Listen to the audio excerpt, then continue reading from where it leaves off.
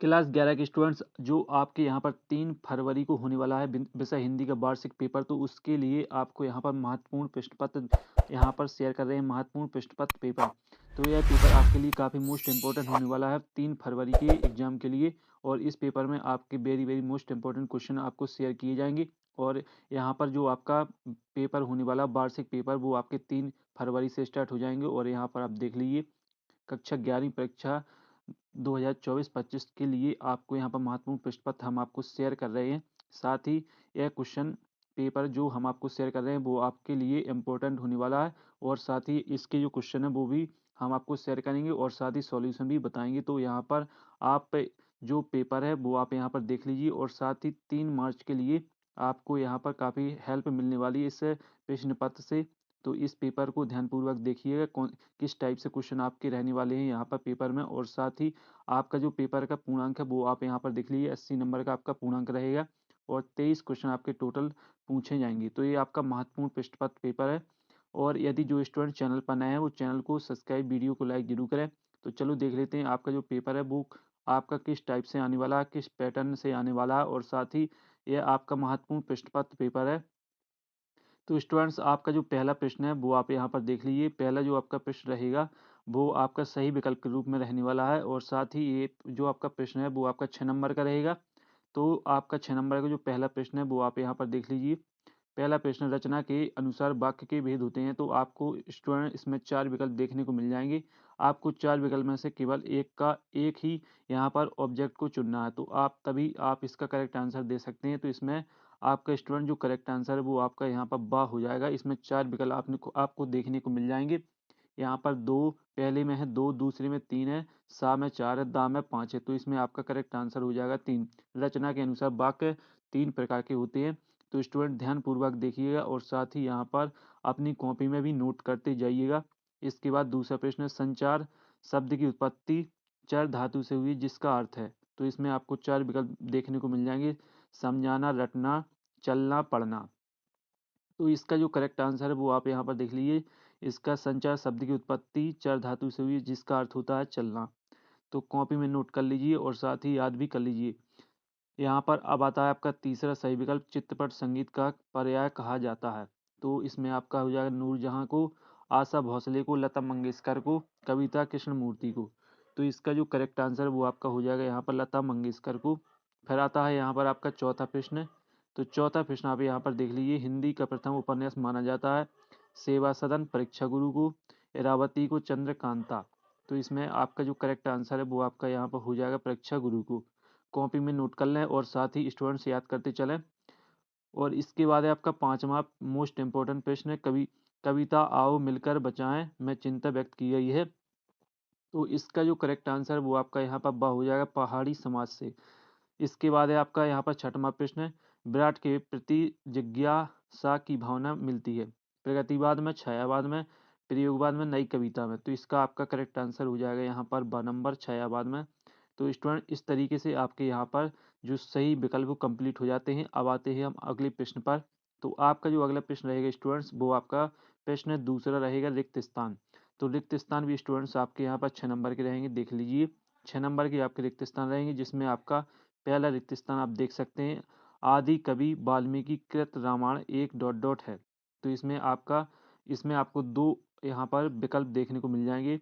तो आपको 2 विकल्प में से एक को चुनना है। इसमें महाकाव्य, खंडकाव्य। तो इसमें आपका जो करेक्ट आंसर है, वो आपका हो जाएगा यहाँ पर महाकाव्य। फिर आता है यहाँ पर दूसरा, डारी नितांत डॉट डॉट रचना है। तो इसका आपका जो करेक्ट आंसर है, वो आपका हो जाएगा यहाँ पर व्यक्तिक।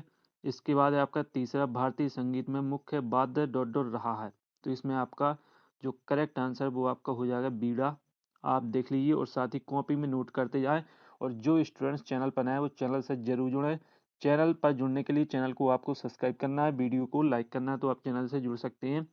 और आपके वार्षिक पेपर की तैयारी, साथ ही महत्वपूर्ण नोट्स, महत्वपूर्ण प्रश्न पत्र पेपर आपको इसी चैनल पर शेयर किए जाएंगे। तो आप यहाँ पर चैनल पर जरूर जुड़ जाएं और साथ ही वीडियो को अभी तक लाइक नहीं किया, तो वीडियो को लाइक जरूर करें।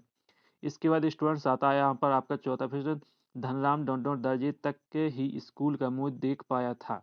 तो इसमें आपका जो करेक्ट आंसर है, वो आपका हो जाएगा चौथी।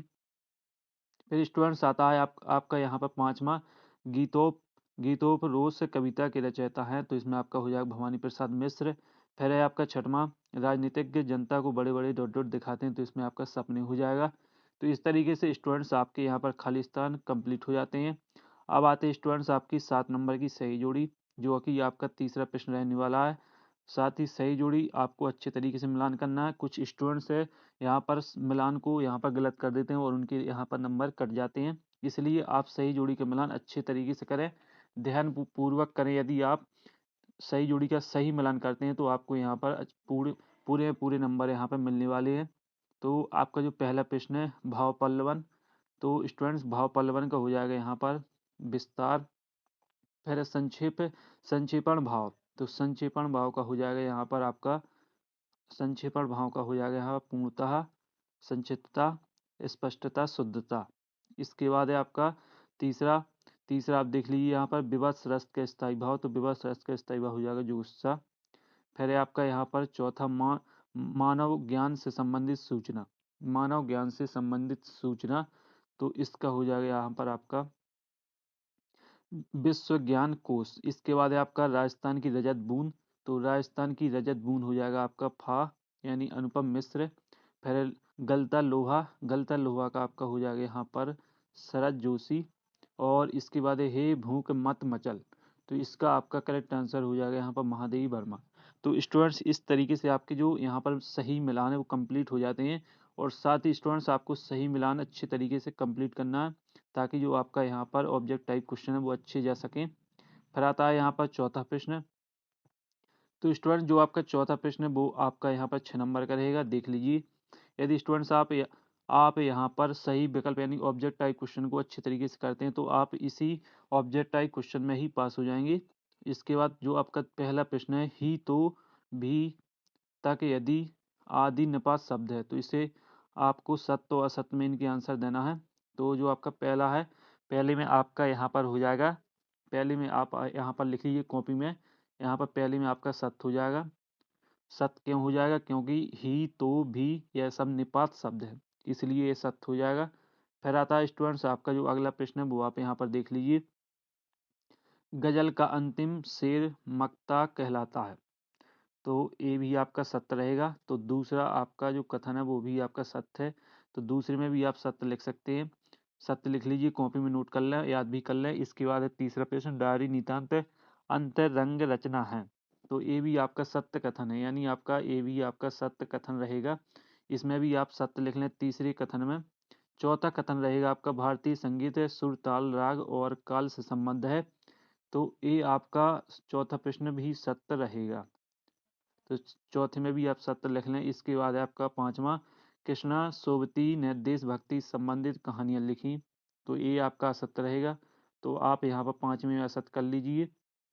इसके बाद है आपका यहाँ पर छठवां प्रश्न, धनराम कुशाग्र बुद्धि का बालक था, तो ये आपका असत्य है, ये आपका असत्य रहेगा, छठवां प्रश्न आपका असत्य रहेगा। फिर आता है आपका अगला प्रश्न पांचवा, तो पांचवा प्रश्न रहेगा एक शब्द एक वाक्य, और साथ ही ये आपका प्रश्न रहेगा यहाँ पर 7 नंबर का, देख लीजिए।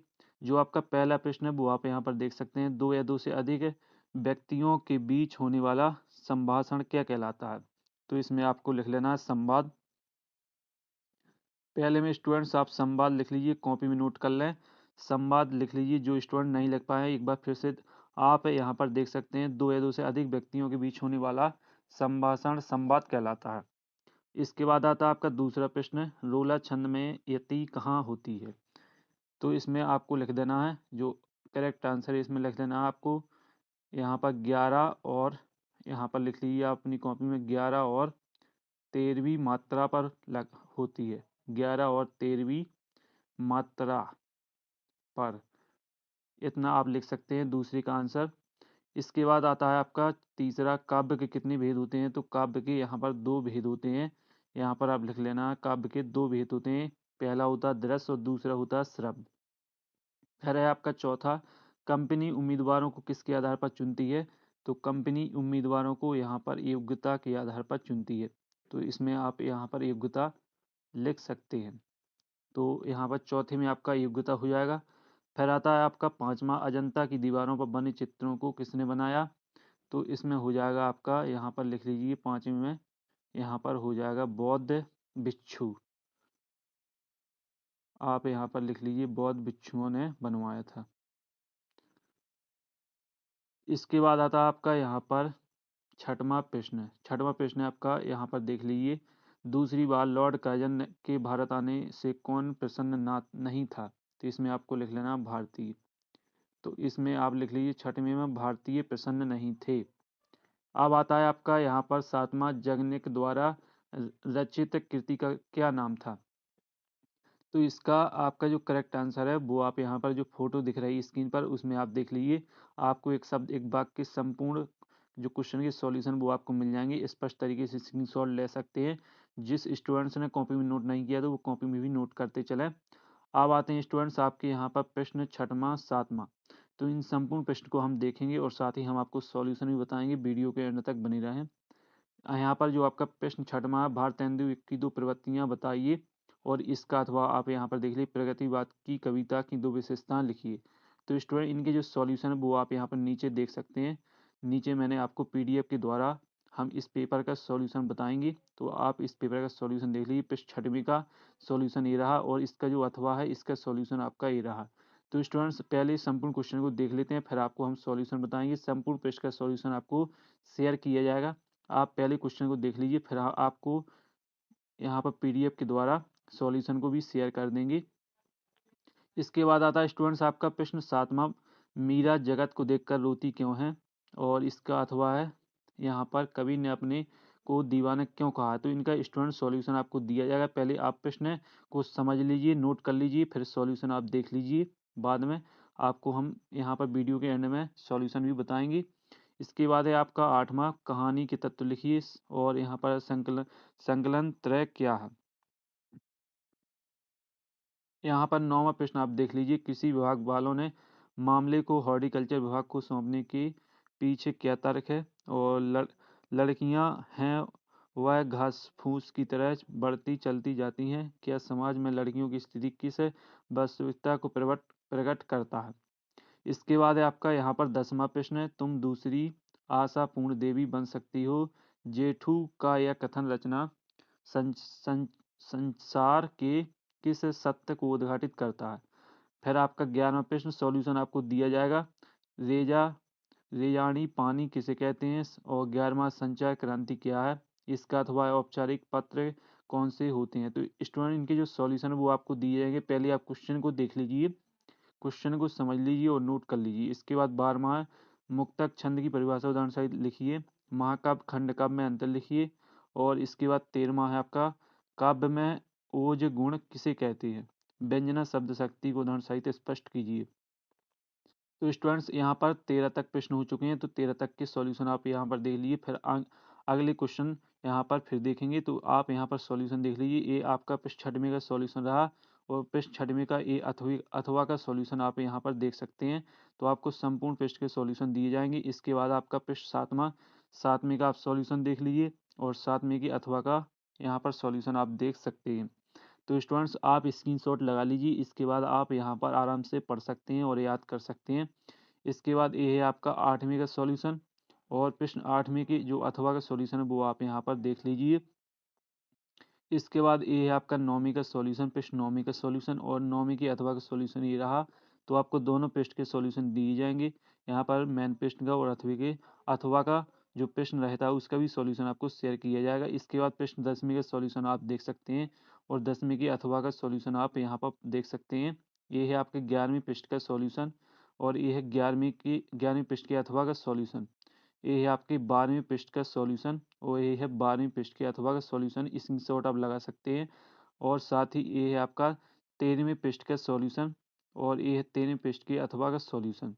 अब स्टूडेंट्स यहाँ पर प्रश्न देख लेते हैं, फिर इसके बाद सॉल्यूशन देखेंगे। तो जो आपके प्रश्न रह गए हैं वो आप यहाँ पर देख लीजिए।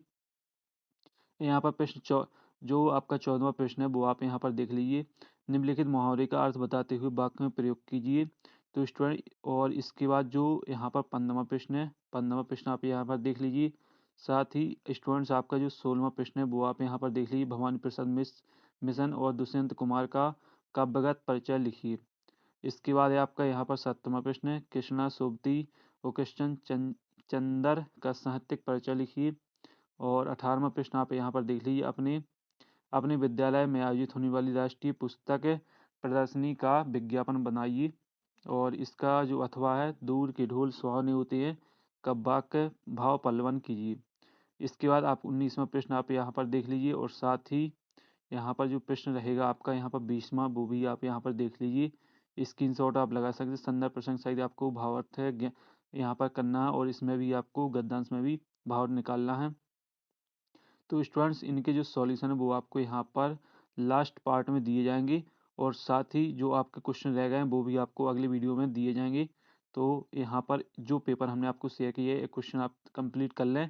इसके बाद अगला पार्ट यहाँ पर नेक्स्ट वीडियो में आ गया। तो अगले वीडियो में फिर मिलते हैं, तब तक के लिए जय हिंद, वंदे मातरम।